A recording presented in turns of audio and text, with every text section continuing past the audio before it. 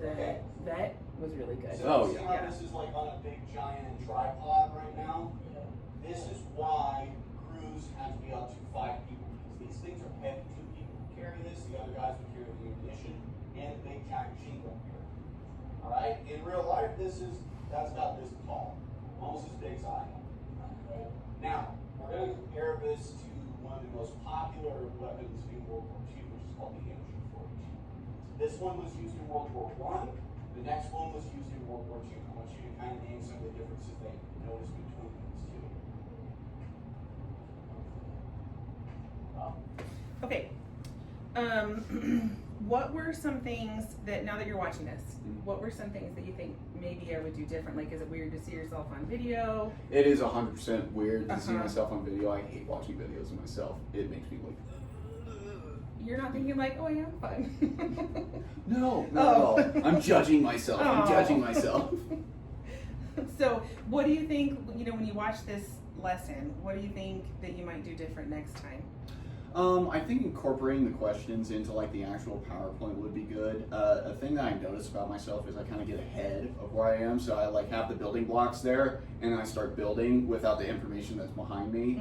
So I always like go up and up and up. You'll probably see, I think it's right after this video, I go to the slide and it's like, oh, there's where the question is, but I'm actually just asking it. Right. But that's kind of dependent on the class, because if the kids are engaged and they're actually paying attention, they listen to me saying like, okay, I want you to compare the two. I don't have to have it on the screen. Right. So it's like that. It's kind of like that mishmash. Right. Yeah. Of balance. Yeah. One of the things that I was thinking when I was watching this, or when I was here watching your class, and then I was looking at the CSTP standards, was that maybe one thing is like you're saying, have the questions embedded within the video, because I thought 1.6. monitoring student learning and adjusting instruction while teaching, like maybe more some kind of like summative thing in the middle of the lesson rather than waiting for the end for them to do that performance task. 2.5, developing, communicating, and maintaining high standards for individual and group behavior, which to me goes along with 2.6, employing classroom routines, procedures, norms, and supports for positive behavior to ensure a climate in which all students can learn. At the beginning of my classes, I always started with like norms and expectations. These kids were all on task and they're all familiar with it. Yeah. They have the report with them in a small group instruction. But in a bigger class, as you know, norms are good to have. Yeah. Because then you can redirect them back to them.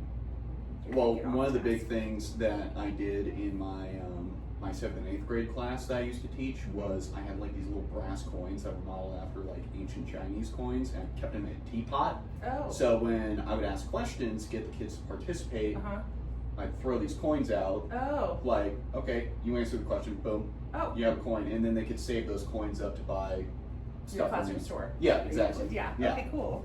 Yeah, I think that's a great way to do that. I think it is a little bit different with small group instruction, just because you see them out there all the time one-on-one, and then now you have them in a class small group setting too. So yeah, but that was just the things that I thought when I was watching it. There were so many standards that you did hit when you were doing your class that it was really nice and refreshing to see.